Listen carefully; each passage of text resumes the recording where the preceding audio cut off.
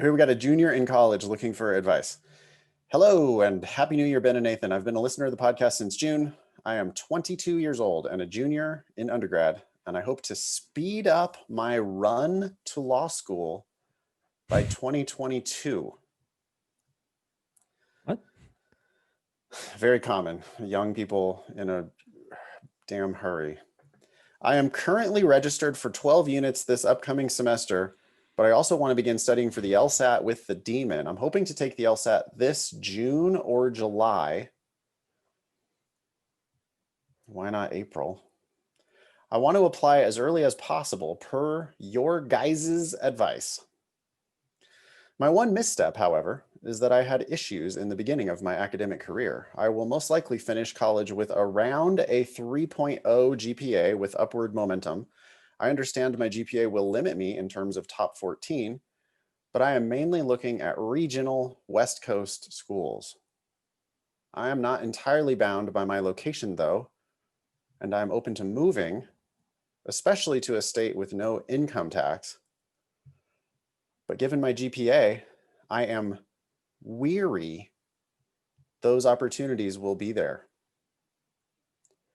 I would love your guys' input and advice on my situation. Can I first of all complain about the word weary? It should be wary, right? Well, it should be wary, and it needs to also have some other words around it. Young people these days use weary incorrectly all the damn time. Wait, doesn't weary in the way this is spelled just mean tired? Yes. I've never seen this usage in this way. All young people use weary instead of wary. It's true. It's fact. Literally, really? Wow. every person in the anybody under 30, Ben, they all do it. Every single one of them. Wow. They misheard it, I guess. Okay, the word weary, W-E-A-R-Y, yep, means feeling or showing tiredness, especially as a result of excessive exertion or lack of sleep. That's what weary means. Yep. Wary, on the other hand, W-A-R-Y, means marked with keen caution, cunning, and watchfulness, especially in detecting and escaping danger. And you would be wary of something dangerous or bears. Whatever. Something bad. This is wary of opportunities. That doesn't make any sense. Well, what you needed, right. So they're fucking it up in a million different ways. What they needed to say here is wary that those opportunities won't be there. Won't be there, exactly. Right. Yep. You are wary of a danger. You are weary from lack of sleep or whatever. Okay. I would love your guys' input and advice on my situation. Do you have some input and advice for anonymous junior in college looking for advice? Okay. Well, hold on. I was just trying to go back and figure out taking the test in June or July. I mean, you said maybe April. Well, let's look fine with that. I don't know. I would definitely be shooting for April. This person wants to start law school in 2022.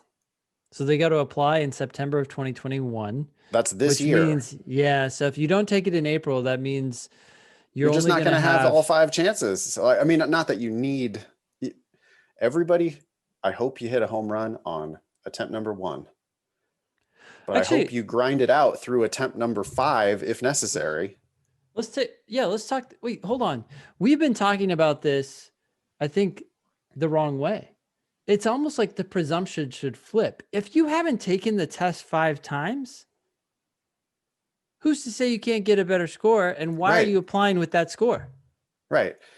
No, I totally agree. Now, if you do a bunch of practice tests and you determine that, 170 is like the top of your range, and if you take the official test and you score 168 or 169 or 170, that's near the top of your range. And if you've done 30 practice tests Well, yeah, then okay. I wouldn't hate you if you're, I wouldn't be like, oh, that's a total shame if you were just like, nah, I scored near the top of my range.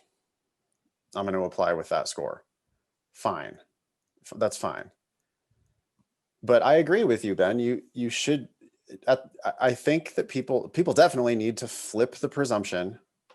I Mm-hmm. might need 5 attempts at this thing. Yeah. Let me look at the calendar and figure out how I can have a first attempt and several backup attempts Yeah. all on the calendar well before I apply at the beginning of the cycle. Yeah. So for this person, if they want to start law school in 2022, they need to have their applications in the fall of 2021, preferably in September of 2021.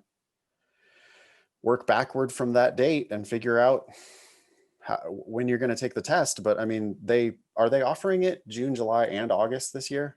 I don't know if they've even announced the next academic cycle worth of test dates. I don't think they have. They think they're going to Okay. make a decision about whether they're in person or not, which seems so Yeah. foreign these days. Just make it online. God damn it. What are you doing? Why would they even be thinking about well, they have all those tablets that they need to put to use. Yeah. So the April test is going to be in a different cycle from all those summer tests. Yeah, so it counts. It lets you have another shot. The April one is like a freebie almost. Yeah. I mean, a $200 freebie, but why not? If you really want to start law school in 2022 and you're hearing this now in January of 2021, you probably should be pushing to try to take that test in April, then take it once or twice or 3 more times over the summer, then have all your shit ready so that you can apply at the beginning of the next cycle so that you can get yourself a scholarship. With a 3.0, that's not the greatest scholarship candidate, but I could imagine a splitter. I mean, okay, so I'm going to go to lsatdemon.com/scholarships. Mm-hmm. See if we can find some target West Coast regional schools for anonymous. I'm going to assume 3.0, although when people say around a 3.0, what they normally mean is 2.9. Yep. I'm going to put in 2.9 and let's put in 165. Okay. And let's scroll down to the bottom of this page and look for West Coast regional schools. Yeah, you know what? I was immediately thinking about Santa Clara University, Santa Clara Law School, Okay. right in the middle of Silicon Valley. Mm-hmm. Santa Clara campus is beautiful.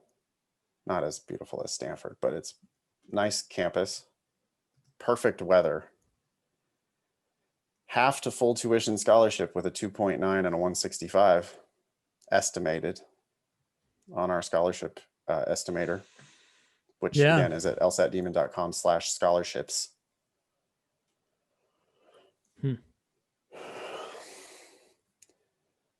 me see if that bumps up with a 170. I'm seeing a lot more green on this with a 170. Yeah. Full tuition scholarship, Santa Clara, estimated with a 2.0 and a 170. I would say bust your ass, start studying right away, do a bunch of practice tests, do a bunch of drilling in the Demon, come to class, talk to us. But that's if the email started, Ben, with I hope to speed up my run to law school by 2022. Which you're like frowning because neither of us even want you to do that. Yeah. But that's what you're asking for. If that's what you want Yeah. to do, I think you need to be shooting for the April test. Well, it's weird. I actually don't mind. I don't mind the idea of applying in 2021 and going in 2022. I just don't like the phrase, I hope to speed up my run. Like, where are you? What you're rushing to like get there? I don't know. For something, it just rubs me the wrong way. Yeah, I agree. Yeah, it's like the second you say that, it's like, well, maybe you shouldn't. Maybe you should wait a year. It's like how people who don't have time for meditation are the people who need it the most, Yeah. Yep. right? So Mm-hmm. people who are in a hurry, especially this 22-year-old junior in undergrad, Yeah. you got all the time in the world. You don't need to do that. I mean, if you don't want to take a gap year, fine. But why not take a gap year? Make sure you really want to go to law school. Yeah. I think the latest that people should be preparing, if they want to go to law school in year X, their LSAT prep needs to be happening at the beginning of year X minus one. Like they need to be Yes. taking the LSAT at the Yes. beginning of year X minus one. I think preferably you'd be taking the January or February test, retaking it in February or April. Then you still have 3 more chances in the summer, and then you can still apply at the beginning of year X minus, or sorry, at the beginning of that next cycle, which is in Yeah. year X minus one. Yep. So if you want to go in 2022, you're hopefully already into your LSAT prep, maybe well into your LSAT Oh, I prep by tell the it, beginning of no, 2021. Yep. our classes right now, Ben, our LSAT Demon classes right now, those people are on board for 2022 admission. Those are the people Yep. that are competing with this person. Yep. And they're already scheduled to take the January flex or the February flex. And so they're already like ahead of this guy. Yeah. You know, not that this person like can't get on board, but they need to get on board kind of now. Otherwise, odds are, like it happens all the time. Oh, I'm going to take it in August. That'll still give me time to apply. And they take it Yeah. in August. Their score comes out in September, but they didn't do as well as they wanted in August. So now And they're then we get retaking those, it. or we get those questions like, oh, should I submit my application, but then also retake it? Well, how will schools, it's like, you're doing everything at the same time. You should have done this a long time You're ago. already behind. Yeah. Why be behind? Lawyers are extremely hardworking and very prepared and do things in advance. Yeah. And now with my presumption that you have 5 opportunities to take the LSAT officially. So if you haven't done so, it's because you've gotten the best score you could have possibly gotten on one of those official tests and you're now done. Giving yourself one shot is irresponsible. Yeah. No, it's not lawyerly. It's not the type of lawyer that I would want to hire. Yep. I mean, like it's just that's a shitty lawyer. Nah, I don't want to. I'm just going to take it once and then just go to law school. Okay. I'm going to prepare for your case the night before.